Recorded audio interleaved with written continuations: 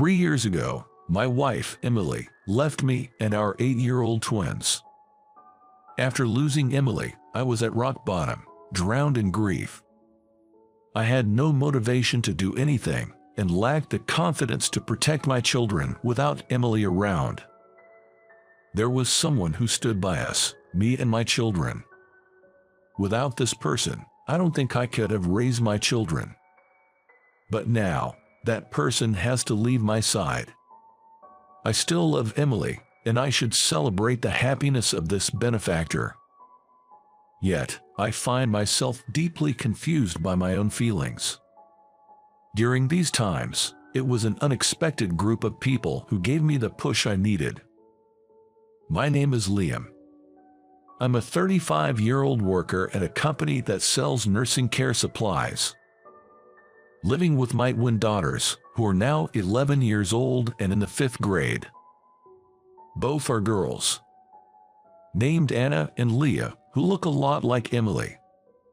Lately, they seem to be into romance comics and often say precocious things, but they are good kids who actively help out. Emily passed away in a traffic accident 3 years ago. Emily, who had left for her usual part-time job. On the day of the accident, I had left for work earlier, and Emily had told me see you later, as she always did. But that was the last time I would hear her voice. By the time I rushed to the hospital, Emily had already passed away. I don't remember much right after Emily's death. Although I was in shock after suddenly losing Emily, I only thought about supporting the children. While I desperately arranged for the funeral and took care of the children, days seemed to pass by. I remember clearly that the children cried a lot. At the time, the children were in the 2nd grade. They were 8 years old. They were not of an age where they didn't understand anything. I think they understood that they were saying goodbye to their mother. I hugged the crying children as long as time permitted and tried to devote as much time as possible for the children. I cooked, albeit far from matching Emily, as well. My cooking wasn't very good, but the children ate it without complaint. I think they knew they could no longer eat their mother's cooking. I wanted to be as close to the children as possible, but I also had a job. Although I had some savings and the insurance had paid out, so we weren't short of money, I couldn't lose my job as a single parent. I gave it my all to work, household chores, and parenting. I didn't want my children to be financially crippled, but I also didn't want them to feel lonely. Such thoughts kept me going. But I think I reached my limit. One day, 1 month right after Emily passed away, I fell ill. Unfortunately, at that time, I had no one whom I could easily ask for help. I grew up in a single-parent household, and my father was elderly, so I couldn't ask him to take care of the children. Emily's parents, my in-laws, were dealing with my MIL's long-term illness, and my Phil was supporting her, so they couldn't take care of me or my children. Feeling dizzy and ill, I was still determined to push through because I was the only one my children had. It was at that time that Emily's younger sister, Molly, came to our aid. I heard from Mom that you're not feeling well, Liam. I bought a bunch of things. I'll make dinner for the twins, too, she said. Molly, Emily's sister, is 6 years younger than me and works as a tutor. She used to visit us often, talking with Emily and playing with my children. Emily adored her younger sister, and my children also loved her a lot. But after Emily's death, the only time I saw Molly was at the funeral. Actually, Molly had offered to help, saying I'll come and help, but I had turned her down. I was afraid of becoming dependent if I accepted help. I thought I had to do everything by myself, because from now on, it would just be me. I felt dizzy from the fever, but I tried to refuse the help. I'm fine, I can handle it, I think the fever will go down soon. Leave the kids to me, I said in a weak voice. Then, Molly said, no, rest, you need to rest. I'm worried not only about the twins, but also about you. Her angry voice reminded me of Emily. Emily often scolded me like this. It felt oddly nostalgic. Then, I was taken to bed against my will. While I was asleep, Molly prepared meals for my kids and took care of chores like laundry. Molly had come in the evening, but when I woke up, it was already past 10 p.m. She had even helped the kids with their bath and prepared for their school the next day. My children were already asleep. Molly, I'm sorry for everything. I felt helpless. I have to keep going for Emily's sake. I sat dejectedly on the living room couch.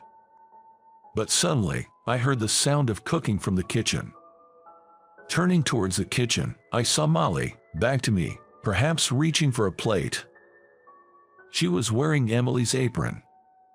Watching Molly in the kitchen, tears started rolling down my cheeks. Perhaps it was because I was reminded once again that Emily would never be in the kitchen again. Once the tears started, they didn't stop. Thinking about it, I hadn't cried at the wake or the funeral because the children were present. I couldn't cry. This was the first time I cried since I lost Emily. I let my tears flow for a while, and when I calmed down a bit, Molly asked me to move from the couch to the dining table. When I sat down, Molly placed a steaming bowl of chicken soup in front of me. Here you go. Prompted by Molly's voice, I clasped my hands together and said, thank you. This was the first time I was eating a meal cut just for me since I lost Emily. It's delicious. Ever since I lost Emily, I had lost the taste for anything I ate, but this chicken soup was delicious. As I ate, Molly casually picked up a photo from the living room. It was a photo from when we all went to Disneyland. A picture of the kids happily playing. You've been pushing yourself too hard, haven't you? Molly, still holding the photo, looked at me with kind eyes and said, the kids are a handful, with work and chores. You're overdoing it. I couldn't respond to her valid point. Am I not doing well enough? Molly disagreed with me. The exact opposite. You're trying too hard. The kids told me before bed. Dad is always working so hard, but they said you looked very tired. Hearing that, I covered my face with my hands. I had made the children I should be protecting worry. I'll help you. I live nearby. Let me help protect the kids with you. But, Molly, you have work too, right? I don't want to take up your valuable time for our family. We'll be fine. When I said that, Molly sat down across from me. When Emily passed away, did that mean she was no longer part of your family? Absolutely not. Emily will always be a part of my family. A very important part of mine and the children's family. Molly nodded with a smile. I'm glad, that's right. Then my relationship with you all hasn't changed either. Just because Emily's gone doesn't mean we say goodbye. The people who were important to Emily are also important to me. With tears in my eyes, I lowered my head. Thank you, really, thank you. Feeling guilty, I also felt a profound sense of relief. It felt reassuring to know that I could depend on someone else, someone who would protect my children along with me. No need for you to do everything on your own. I am here, she said. Since then, Molly has been coming to our house every 2 or 3 days and cooking meals for us. She watched the kids on my overtime days and even did the school runs. The children's smiles started to increase gradually. It gave me some breathing space and allowed me to get my emotions in order. Even after 3 years, Molly has been helping our family without fail. Although she comes over less frequently now, on off days, we often go out together, just me, the kids, and Molly. To the kids, she might feel like a much older sister. I enjoyed the relationship I had with Molly and hoped that this lifestyle would continue. However, I was soon made to realize that was wishful thinking. By my aunt's words, there's a good marriage proposal for Molly. Why don't you meet him? The aunt was my father's sister. She would come to visit our house about once every few months with various gifts.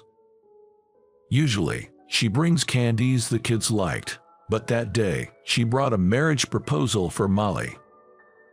It seemed that even Molly was hearing it for the first time and looked surprised. No, I can't possibly go for an arranged date. When Molly hesitantly said this, my aunt seemed to get a little annoyed. What are you saying? You're already 29, aren't you? If you keep looking after Liam and the kids, you'll miss your chance to get married. The kids have gotten used to living as a trio, and they probably don't need you to help them out anymore, right? I panicked. I still wanted Molly to help out at our place. It wasn't even about the housework. I just didn't want to lose the time spent with my kids and Molly. But as I was about to say that, a picture of Emily, my deceased wife, caught my eye. It made me realize something. That I felt happy spending time with another woman in the absence of Emily. Once I realized that, I felt guilty towards Emily. I could also understand what my aunt was saying. Molly was still 29. If a good opportunity comes along, she should date and perhaps start a family. If she keeps coming to our place, I'd be restricting Molly's possibilities. So, I forced a smile and said, Molly, don't worry about us. Why don't you go for the arranged date? You might meet someone nice. But Molly was still hesitant, but my aunt pushed forward the conversation almost forcefully. It's settled. I'll get in touch with you about the schedule. Molly was not eager, but after being persuaded strongly by me and my aunt, she seemed to have decided to give the arranged date a try. All right, I'll give it a shot. Hearing Molly's reply, my heart ached a bit, but I pretended not to notice. My aunt has always been proactive. Molly's arranged date was set for 2 weeks later. On the day of the arranged date, I was feeling anxious in the living room of my house. Despite having sent her off myself, I couldn't help but wonder what kind of man Molly was meeting and what they were talking about. I couldn't sit still thinking about it. The ones looking at me with cold eyes were my kids who were reading romance comics sprawled out on the sofa. Dad, stop pacing around. Get a hold of yourself. I was taken aback by my daughter in his reprimand. Not because I was scared, but because she was just like Emily. Mom always used to say, didn't she? Falling in love is a wonderful thing. You shouldn't lie to your own feelings. Dad, aren't you lying to your own feelings? I was flustered by the words of my daughters, Anna and Leah. What are you talking about? I'm not doing anything like that. I noticed my voice was sounding pitiful and small. The girls put down the romance comic books they were holding and faced me. We're in 5th grade, you know. We're not little kids anymore. We understand. You like Molly, don't you? What, you like? What are you girls? I was incredibly embarrassed talking about love with my daughters, but they seemed exasperated by my reaction. Stop treating us like kids. Some of us even have boyfriends, you know. We can talk about this stuff. Don't be so shy. I was speechless, surprised by how precocious these modern elementary school kids were. Are you worried about us? Our mom is, well, just our mom, but we love Molly. She's been there for us when we were sad or happy. Molly can't be our mom, but we think we could make a great family with her. Listening to their conversation, I was oddly moved. I thought they were just a sloppy kid who liked romance comics. But to think they had grown up enough to say such mature things. You girls, you've really grown up, haven't you? I stroked their heads. But they recoiled from my touch as if trying to escape. We told you, stop treating us like kids. I looked at my own hand hanging awkwardly in midair and gave a wry smile. But Dad, you should go. Your crush might get taken by someone else. That's right. We can stay home alone for a while, okay? You don't need to rush home. Take your time on your date. I glanced briefly at Emily's portrait, remembering her smiling face. She was always the type of person who would scold me when I was being pitiful and push me forward. The kids seemed to have taken after their strong-willed mother. They say kids grow up fast, and I guess that was exactly the case. And so, pushed forward by my kids, I rushed off to the matchmaking event. During the entire conversation with my kids, one woman kept coming to mind. It was Molly. She'd made me porridge, rushed to the kids' school events, made lunches for sports day, even sewed costumes for the school performances. Molly was always there for us. I wanted her to continue to be there. There was no one else at the matchmaking venue but Molly. When she saw me, her eyes went wide. Liam, Molly, where's your date? Molly gave a self-deprecating laugh. I told him I had someone I liked and ended it early. Wait, let me say it. I cut Molly off. I'd been dependent on her all this time, playing ignorant while knowing our feelings for each other, scared to face her. If I kept being so pitiful, I'd get scolded by my kids again. And by Emily too. I had to be the one to talk. Molly, I love you. Molly looked at me, her eyes on the brink of tears. Is that, as a sister-in-law? I met Molly's gaze. Seeing the tears in her eyes, I understood I had made her wait because of my cowardice. As a woman, I'm sorry for making you wait. It was pitiful. The kids scolded me. They said they think we could make a great family. I feel the same. Please stay with us. Our family. I'd fallen in love with you too, but there was a part of me that felt guilty, as if I was stealing the happiness that should have been my sister's, as if I was taking something that should have been hers. At that moment, I remembered Emily during her lifetime. It was when our family and Molly went camping together. Watching Molly playing with the kids, Emily had said something. I've come to know the joy of being a part of a family. I hope someday a man will appear who will protect my little sister. And if my sister and the man she loves become part of our family, I think I would be happier than anything else. Now, I believe Emily must be watching over us with a smile. I chose the person because she was the one who wanted me, my children, and my precious sister to be happy first. When I told Molly about this, she laughed through her tears and nodded in agreement. Molly knows Emily's kindness just as well. Shall we head home? I held Molly's hand as we headed home to where the children were waiting. A few months later, Molly and I got married. Our dating period was short. We have been like family to me, so we didn't need a lengthy dating period. When we told the children we were marrying, they said, "If you make Molly cry, we won't forgive you." Molly has always been like a sister to us, but now she's family. Even if you two fight, we'll always side with Molly. Hearing these words seemed to put Molly at ease.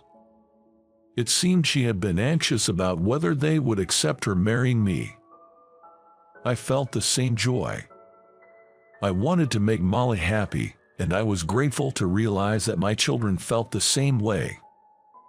Time passed, and then came our first wedding anniversary. Molly gave me and the children presents. Thank you. Can we open them? of course, opened them all together. Molly told us to do so with sparkling eyes, so my children and I opened the presents all at once. Mine looked like a letter. A travel voucher, perhaps, but when I opened it, there was an ultrasound photo inside. Is this, I was in complete shock. Then it seems Anna and Leah had opened their presents as well, and they let out a loud exclamation. These are baby clothes. Wait, a baby. In Anna and Lee's hands were a baby's outfit and a bib. Both the children and I were surprised and turned to look at Molly. Molly smiled softly, touched her belly, and said, "Our family will soon be growing." The children, who had been annoyingly clamoring for a younger sibling, were overjoyed. Without even knowing the baby's gender, they were already thinking about names. Watching the two of them, I gently touched Molly's belly. "Molly, thank you so much." Molly then leaned into my ear and shared a fact. The due date, it's August 10th. In that moment, I thought of Emily. August 10th was our wedding anniversary with Emily. I think our sister is watching over this child. I nodded repeatedly to Molly's words. I still miss Emily, but I want to keep building happiness with my family. I believe this will make Emily smile too, who is up in the sky. What did you think? Subscribing to our channel will motivate us to create more content. See you in the next video.